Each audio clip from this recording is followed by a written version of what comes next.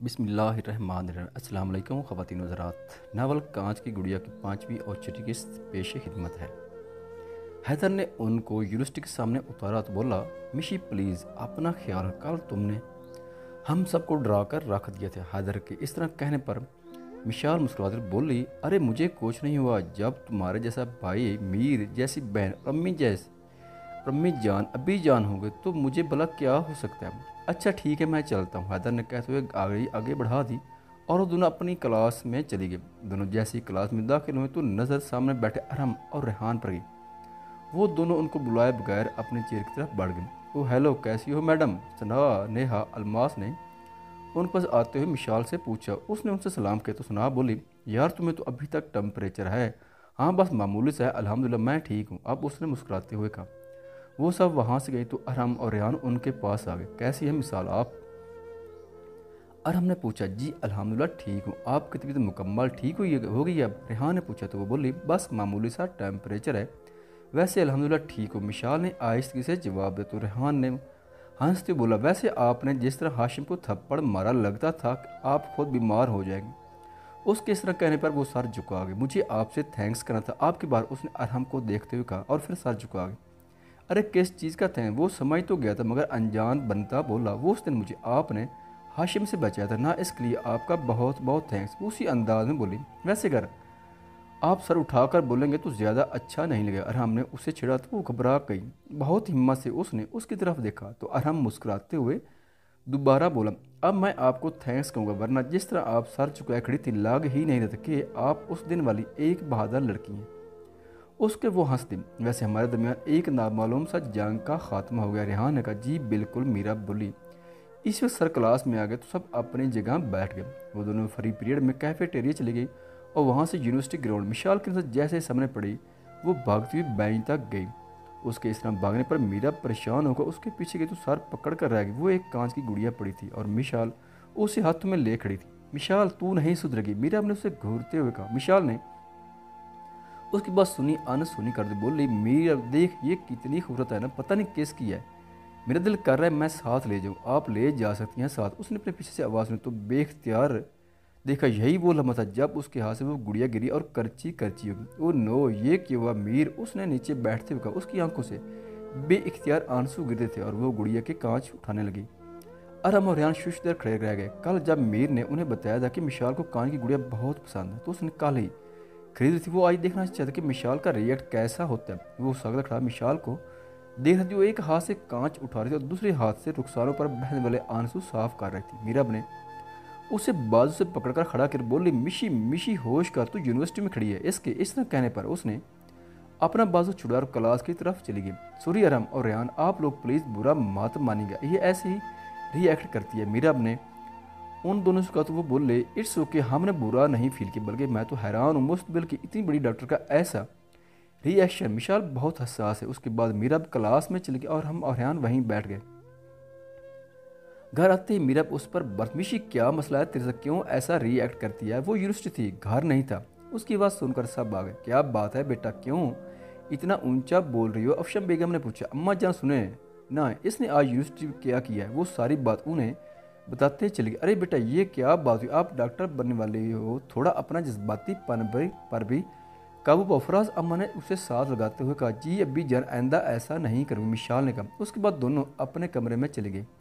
दूसरे दिन में मिशाल को बुखार था, लेकिन सबके मना करने के बावजूद यूनिवर्सिटी आ गई। वो दोनों ग्राउंड की तरफ जा रहे थे जब मीरा ने मिशाल से कहा, मिशाल तुम चलो, मैं आती हूँ, मुझे कुछ काम है। ठीक है मगर जल्दी आना, मिशाल ने कहा और ग्राउंड की तरफ चले गई। रेहान जो काफ़ी देर से दूर खड़ा उन्हें देख मीरा को अपनी तरफ आता देखकर सिर्फ आ गया और इधर उधर देखने लगा। मीरा उसके पास आकर रोक गई। अरे मीरा, आपको कोई काम था क्या? उसने चौंकने की भरपूर अदाकारी की थी।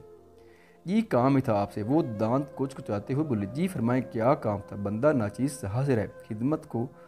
रेहान का लहजा तो संजीदा मगर आंखों में शरारत नाच रही थी। आप मुझे घूरना बंद कर गए। यूनिवर्सिटी के फर्स्ट डे से आपकी इस हरकत को इग्नोर कर रही हो। आपको घूरने के सिवा कोई काम नहीं आता है ना एक और काम। इसने महसूस होते हुए कहा तो वो अनजान बनी थी। इस बात से दिल में इत्मीनान उतरा था। कौन सा? उसने पूछा। मोहब्बत करने का। वो मसमीत चेहरे पर सजाते हुए बोला, उसके अंदाज पे मीरा सटपटा गई। क्या बकवास, ये भी कोई काम है करने का? वो सर झटते हुए बोली और जानने के लिए आगे बढ़ी।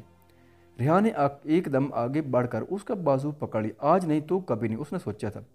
रेहान, मेरा बाजू छोड़ो। मीरा जो एक पल को शुशदा रह गई, गुस्से से बोले, नहीं छोड़ूंगा। वैसे भी ये हाथ छोड़ने के लिए नहीं पड़ा। मुझे एक बात की समझ नहीं आई। तुम्हें इतना तो पता चल मैं तुम्हें भरता हूँ, मगर क्या मेरी मोहब्बत को महसूस नहीं है कि अब मरता हूँ तुम्हारे लिए, तुम्हारे बगैर जी नहीं सकता। रेहान ने सोचा बात शुरू हो ही गई तो बताने में क्या हार जाए। वैसे भी वो काफ़ी दिनों से उस बात का करने का सोच रहा था। मीरा गुमसुम खड़ी थी, इसमें तो हलने की शिक्कत भी नहीं थी। मीरब, मीरब क्या हुआ है? रेहान ने उसे गुमसुम देखकर आवाज़ दी। नन कुछ नहीं हुआ, उसने कहा।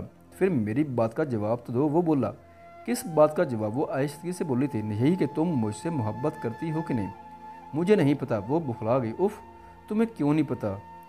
मीरा, अब देखो मुझे, मैं तुमसे पहले दिन से मोहब्बत करता हूँ। इनकार सुनने के डर से सिर्फ तुम्हें बता नहीं पाता था, मगर आज बात खुल ही गई है तो तुम भी बताओ ना कि तुम भी करती हो ना मुझसे मोहब्बत। इनकार किया तो मर जाऊँगा। रेहान बेबसी से बोला था। वो इतनी शाख्स थी कि उसे समझ ही नहीं आ रही थी कि क्या जवाब दे उसे। प्लीज़ मीरा, उसने आहिस्तगी से सारी लाया और इससे पहले कि रेहान उससे कुछ कहता वो तेज से वहाँ से चले गए और पीछे रेहान खुशी और बेयकीनी के आलम में खड़ा रह गया। विशाल कमरे में बैठी नावल पढ़ जब मीरा बर्तन धो के उसके पास आके बैठी और बोली, मिशी मेरी बात सुनना। हाँ क्या है? विशाल ने नावल बंद करते हुए कहा, पहले मुझसे वादा करो, जो बात बताऊंगी तो उसमें मुझे कुछ कहेगी नहीं और चीख भी नहीं मारेगी। ओके, नहीं करती, बताओ। वो उठ के बैठते हुए बोली, मिशी तुझे जब मैंने कहा था तुम चलो मैं आती हूँ, तो पता है मैं कहाँ गई थी? नहीं, मुझे कैसे पता होगा? मैं कौन सा गैब जानती हूँ? मिशी ने उसके इस तरह कहने पर उसे घूरा। मैं रेहान के पास गई थी। उसने कहा, व्हाट, तुम उसके पास क्यों गई थी? विशाल ने हैरत से पूछा। मैं उसे मना करने गई कि वो मुझे गोरा मत करे, मगर जब मैं वापस आने गई तो उसने मेरा बाजू पकड़ लिया और मेरा इतना कहकर झुझक गई। और क्या कहा? विशाल के लहजे में अब बेचैनी थी। उसने मुझे कहा कि उसने जब से मुझे देखा वो तब से मुझसे मोहब्बत करता है। विशाल हैरत से मुंह खोले उसकी बात सुन रही थी। अरे मुंह तो बंद करो वरना मक्खी चली जाएगी।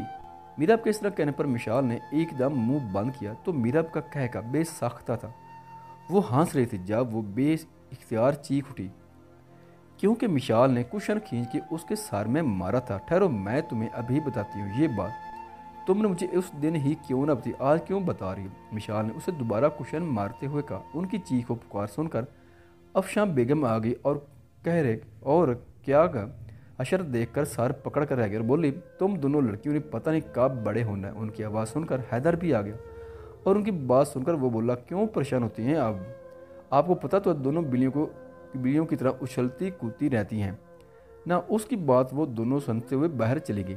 वो दोनों क्लास में गई तो सामने ही रेहान अकेला खड़ा था और हम कैफेटेरिया गया था। मीर, वो देख आज बनोई मेरे अकेले खड़े हैं। विशाल की बात सुनकर मीरा अपने स्टफ टाकर इधर उधर, क्योंकि उनके पास से बहुत से स्टूडेंट्स आ जा रहे थे। फिर विशाल को गुस्से से घूरना, अरे क्या हुआ, ये आपको क्यों घूर रही हैं? रेहान ने इन दोनों के पास आते हुए पूछा। बता दो मीर, तो मुझे क्यों घूर रही थी? विशाल ने उसे हंसते हुए बोला। तो मीरा ने उसे घूरा। अरे ये तो आपको ऐसे घूरे जैसे कच्चा खा जाएगी। आप बताइए क्या बात है? रेहान मीरा को नज़रों की गिरफ्त में रख कर बोला, मैं उसे कह रही थी आज बेनोई से अकेले खड़े हैं, उनके पार्टनर नजर नहीं आ रहे। विशाल के इस तरह कहने पर मीरब शर्म से पानी पानी हो गई। रेहान मीरब का सुर्ख पड़ता चेहरा देखकर हैरत से विशाल से बोला, हैं कौन से बनोर, किसके बेनोई? अरे आपकी बात कर रही हूँ, विशाल हंसते हुए बोली। उसके इस तरह कहने के अंदाज इतना दिलचस्प था कि रेहान अपना बेसाख्ता कहकर रोक नहीं पाया और मीरब को देखने लगा। अरे बस कीजिए, नज़र लगानी है क्या? रेहान के मुसलसल देखने पर विशाल बोल। रेहान झीम गया जबकि मीरब उसे घूर कर रह गई। फ्री टाइम में विशाल मीरब से बोली, मीर मुझे लाइब्रेरी जाना है, चलो उधर चलते हैं। ना बाबा ना, तो अकेली जा, मुझे तो वैसे ही लाइब्रेरी को देखकर कुछ होने लगता है। मीरब नफ़ी में सर हिलाते हुए बोले, ठीक है दफ़ा हो ना, मैं अकेले ही चली जाती हूँ। विशाल उसे कहती लाइब्रेरी की तरफ बढ़ गई। वो लाइब्रेरी में जाने के लिए राहदारी का मोड़ तो सामने से आते शख्स से बुरी तरह टकरा गई। उफ, मैं मर गई, हाय अम्मा जान। उसके मुंह से बेसख्ता आवाज़ें निकली थी। अरहम जो अपने ध्यान में जा रहा था खुद से टकराते वजूद को देखकर और फिर उसकी दुआइयाँ सुनकर उसके पास बैठा। आप ठीक तो हैं ना विशाल? आपको टकरे मारने के सिवा कोई काम नहीं। वो अरहम को देखकर जल के बोले तो अरहम के चेहरे पर मदम सी मुस्कुराहट बिखर कर बोला, सॉरी मुझे नहीं पता चला, मैं असल में अपने किसी ख्याल में गुम चला जा रहा था। ऐसे कौन से ख्यालों में गुम थे जो सामने से मैं आती नजर नहीं आए?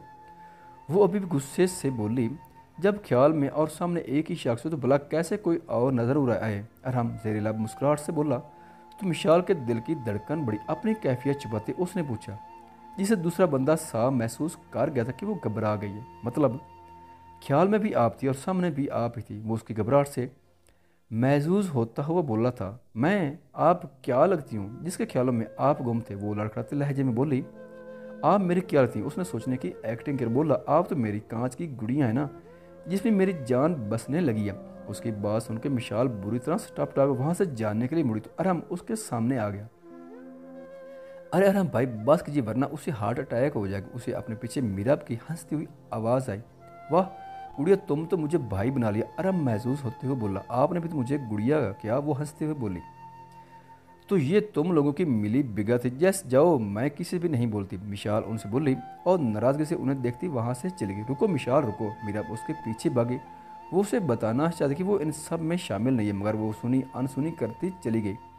वक्त की रफ्तार को कौन रोक पाया है। हंसते खेलते रोते झगड़ते 1 साल और गुजर गया। आज वो चारों जब तक एक दूसरे को देख न ले उनको अपना दिन अधूरा लगता था। आशिक वो जिस दिन से मिशाल ने थप्पड़ मारा था वो उस दिन से बस बदले की ताक में था, मगर कोई मौका उसके हाथ ना आ रहा था। आज मिशाल लोगों ने सना के ठीक होने पे एक पार्टी रखी थी। उसका एक्सीडेंट होकर वो 10 माह बाद तकरीबन वापस आए। सब ने मुख्तलिफ स्टाइलिश सी ड्रेसिंग कर रखी थी। मिशाल और मीराब ने वाइट और पर्पल कलर की फ्रॉक्स पहन रखी, जिनके बॉर्डर वाइट कट तनों का बड़ा नफीस सा काम हुआ था। वो दोनों नज़र लग जाने की हद तक खूबसूरत लग रही थी।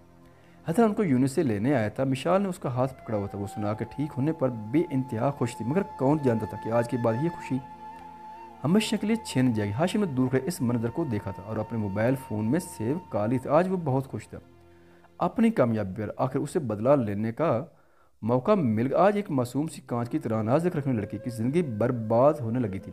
उसकी सबसे कीमती मता हयात उससे छीनने लगी थी। हाशिम ने किस तरह अरहम का नंबर हासिल किया था। घर जाने के बाद उसने इन तस्वीर पर हैदर की जगह नया चेहरा लगाया। उसने पिक्स को ऐसे एडिट किया था जैसे वो ओरिजिनल, और सारी पिक्स अरहम के नंबर पर उस लोकेशन के साथ सेंड कर दे के तुम्हारी महबूबा नए महबूब के साथ। ख़वातीनो हज़रात, वीडियो देखने का शुक्रिया। अगर वीडियो पसंद आए तो चैनल को सब्सक्राइब करें और साथ ही बेल के आइकन को लाजमी प्रेस करें ताकि आपको आने वाली वीडियोज़ के अपडेट सबसे पहले मिल सकें। खुदा हाफिज़।